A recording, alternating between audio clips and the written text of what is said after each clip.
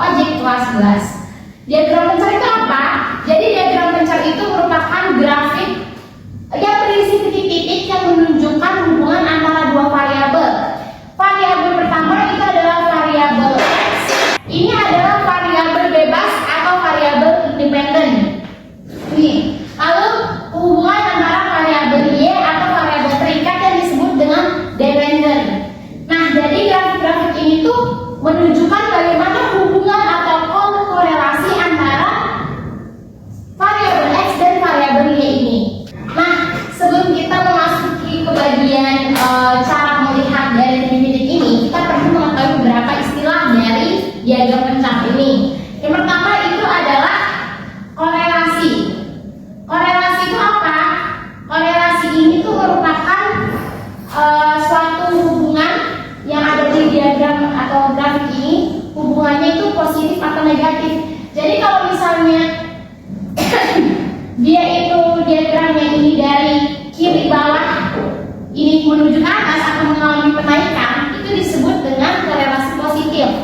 Lalu kalau misalnya dia negatif, di mana terjadi penurunan titik-titik.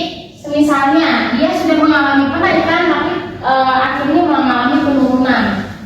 Lalu setelah korelasi, kita juga mengenal istilah outlier.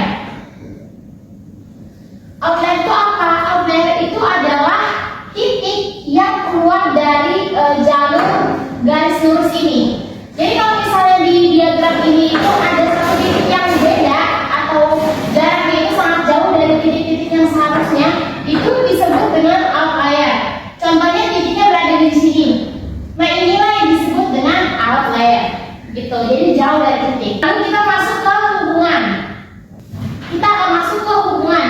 Hubungannya hubungan antara hubungan variabel X dan variabel Y. Kita akan masuk ke hubungan. Nah, hubungannya itu ada 3. Ada kuat, ada sedang, ada lemah. Kalau di diagram pencar ini kita bisa melihat kekuatannya atau hubungan kuat lemahnya itu dari titik-titik, jarak antar titik. Kalau misalnya dia hubungannya kuat, jarak antar titiknya itu sama. Jaraknya itu berdekatan sehingga bisa menggaris lurus. Jaraknya bisa berdekatan. Jadi jarak titiknya itu berdekatan, membentuk garis linear atau garis lurus. Begitu. Kalau sedang sama halnya dengan yang kuat ya, tapi dia berpencar sedikit berpencar, tapi masih bisa membuat garis linear atau garis lurus ya. Nah, kalau lemah ini, jadi kalau lemah ini itu sudah hilang arah istilahnya, udah nggak ada lagi, udah nggak bisa membentuk garis, karena udah nggak bisa dibentuk lagi, mau bentuk linear, mau bentuk garis lurus pun nggak bisa, karena arahnya itu udah berpencar dan udah hilang arah. Jadi ini tuh dikatakan lemah karena tidak ada hubungannya. Di sini saya akan memberikan contoh soal, nanti kita akan bahasnya secara bersama-sama. Oke, jadi kita akan masuk ke contoh soal. Contoh soalnya ada 2. Ini ada contoh soal yang pertama. Kita lihat bagian titiknya. Bagian titiknya itu jaraknya memang berbeda, berpencar-pencar, tapi polanya itu lurus dan sama. Jadi kita bisa menyambungkan ini ke bawah. Ini yang saya garis ini disebut garis linear. Kenapa? Karena mampu menghubungkan antara variabel X dengan variabel Y, jadi disebut dengan garis linear. Nah, bagaimana dengan garis linear itu ada, nanti kita bahas di contoh soal yang kedua. Terus kita lanjut ke bagian istilah-istilah yang tadi sudah dijelaskan. Yang pertama itu bagian korelasi. Ini maksudnya korelasi apa, Kak? Nah, korelasi ini kita lihat dulu dia itu posisinya arahnya kemana. Kalau posisi arahnya itu dari kiri ke kanan turun, itu disebut negatif. Tapi kalau dari kiri bawah ke atas kanan, itu disebut dengan positif. Nah, kalau ini kita lihat nih, ini arahnya kemana, guys? Bawah berarti negatif.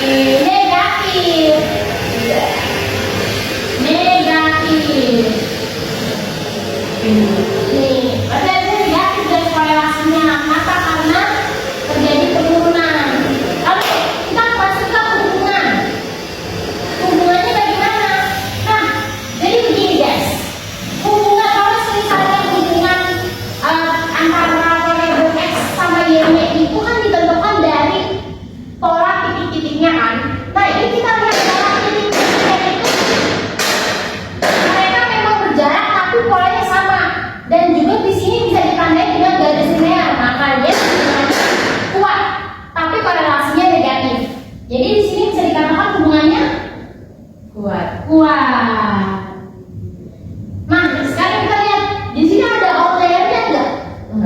Enggak, bagus.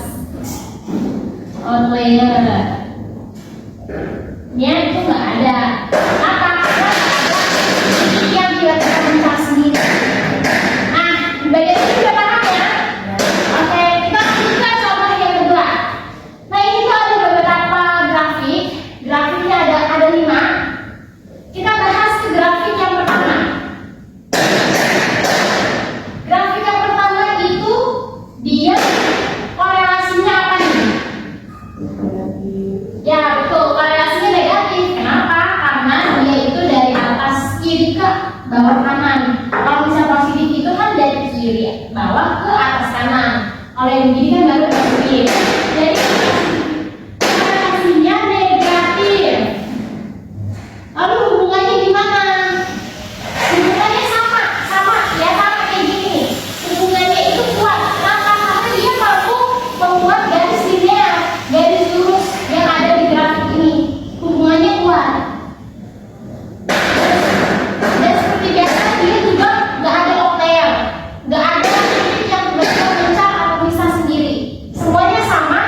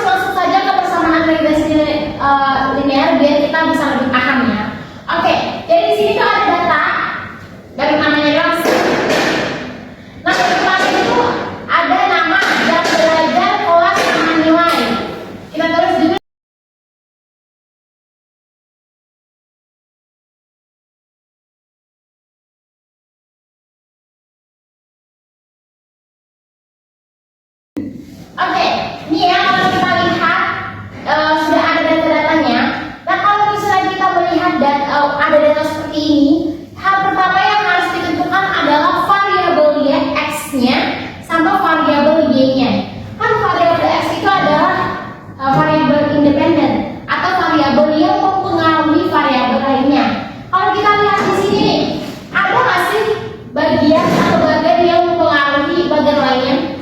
Yap, ada nggak? Ada. Nah, ada. Yaitu yang mana? Jam belajar. Betul, jam belajar. Kenapa jam belajar? Jam belajar itu ibaratkan X. Ibaratkan X dan ini ibaratkan Y. Nah, jadi ini adalah bagiannya, bagian yang mempengaruhi dari bagian Y. Nah, bagian X ini itu adalah jam belajar. Jadi banyak waktu belajar itu mempengaruhi nilainya. Nah, kalau kita lihat ini kan terlihat ya, waktu-waktu mereka belajar itu berapa, terus nilainya berapa. Oke, kita akan lanjut untuk mencari dari rumus-rumusnya. Yang pertama itu kita cari dulu X bar dan Y bar. X bar itu diperoleh dari apa? X bar itu diperoleh dari nilai X ini dijumlahkan semua, lalu dibagi dengan barisnya. Barisnya, ini baris berapa? Ini kan baris ke-1, ke-2, ke-3, ke-4, ke-5. Karena ada 5 baris, maka dibagi sama 5. Jadi setelah mereka dijumlahkan dibagi sama 5. Itu adalah hasil dari X bar. Ini hasilnya adalah 8 tambah 9 tambah ini. Itu dibagi 5 hasilnya 5,2. Langsung ke Y barnya. Sama halnya, ini dijumlahkan semuanya lalu dibagi dengan baris. Ini hasil dari Y barnya adalah 83. Setelah kita mengetahui X sama Y ini, kita hapus bagian-bagian lainnya, jadi kita sisakan bagian X sama Y. Kita bagian X sama Y. Untuk persamaan regresi linear ini ada juga bagian lainnya yang perlu ditambahkan, yaitu X dikali Y dan X kuadrat. Kita cari sigmanya mereka ya.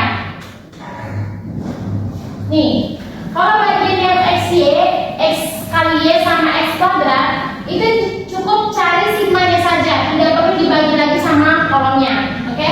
Nah, kita kalikan ya. Di bagian yang X kali Y kita kalikan 8 dikali 8, ini kali ini, ini kali ini, ini kali ini, ini kali ini.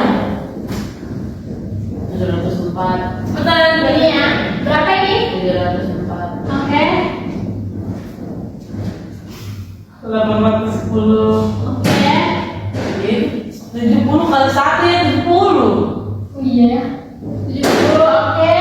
3 kali berapa sih, Cek? 82. 240. Oke. 5 kali berapa? 425. 425. Oke. Terus ini tambahkan semua. Ini tambah ini. Hasilnya apa? Hasilnya apa? Sigmanya adalah 2255. 2255. Oke, selanjutnya ada X kuadrat.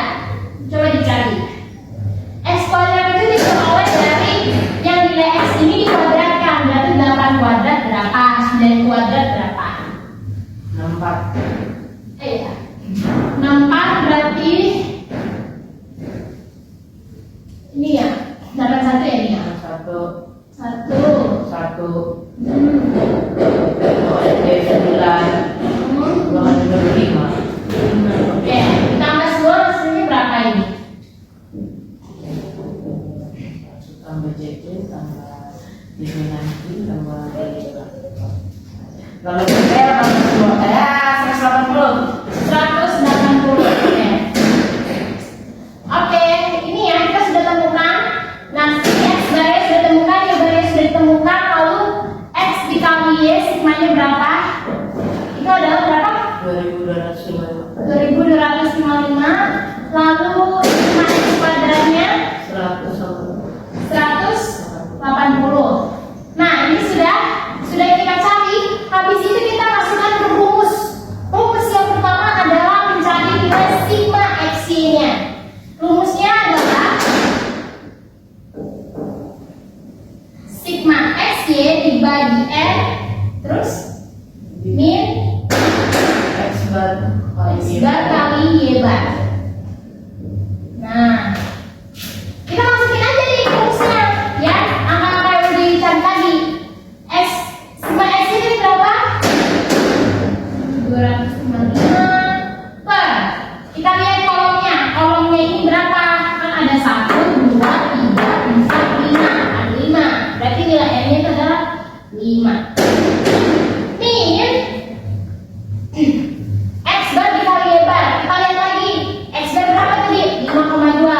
5,2 dikali sama Y pada tadi 83. Nah, sekarang 2025 bagi 5 0,451. 0,451 min 5,2 kali 3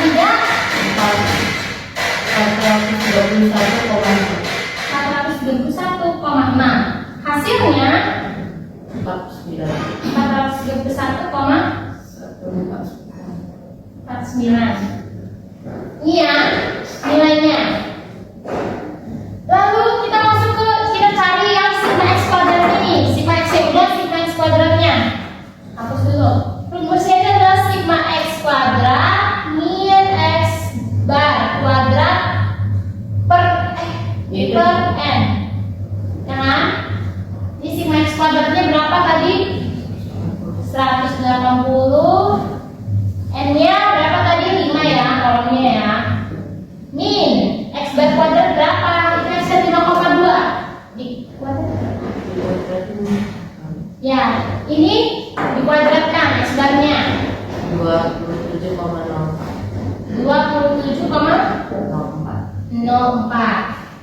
Oke, kita hitung. 180 lagi 5 36 min 27,4. Berapa hasilnya? Itu minus plus. Min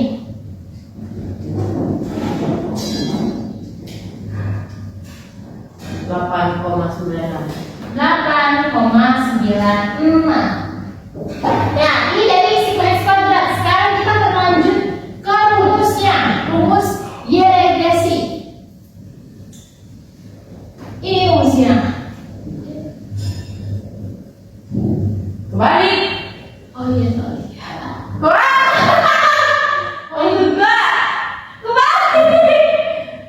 Nah, Y regresi. hebat. Hah? Hebat. Nah, Apa ini? sigma x y sama sigma x kuadrat. Lihat tadi berubah.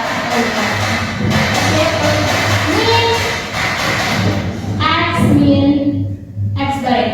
Ya, X. Oke, kita masukin aja apa yang kita cari. Ini apa? Berapa? min 4. Apa? 31,149 per x kuadratnya berapa? 96 ya, sorry garis di belakang ini 96 min x nya kalau belum diketahui jangan dimasukin dulu ya. Lalu x barnya berapa? Tadi ditentuin 5,2. Oke, min 431 per 8,96 berapa kan? min 48,119. 19 per x min 5,2. Jangan lupa ya teman-teman, ini masukin ya. Nilainya berapa tadi?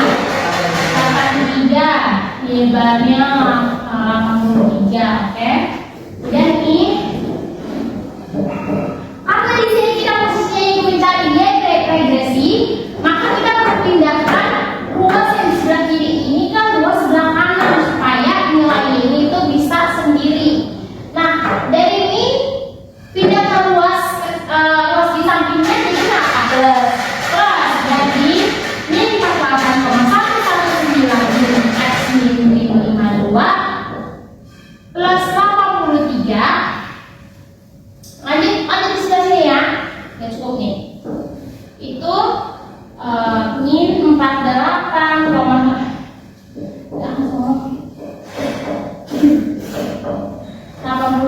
oke. Min 4, oke.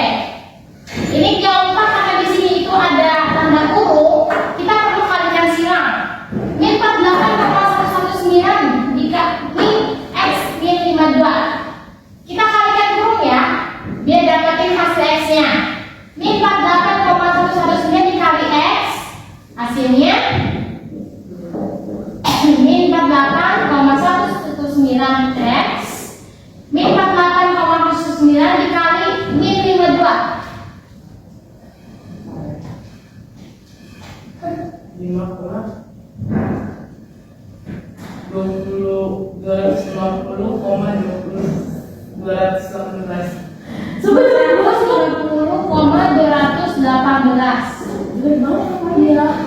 ditambah sama 83. Hasilnya adalah min 48 119x nih 380 Coba itu jelek banget. tambah 2 tambah 3 hasilnya adalah 333,218. plus 333,218. Nah, inilah hasilnya dari persamaan regresi linear, yaitu adanya hubungan antara variabel x dengan variabel y.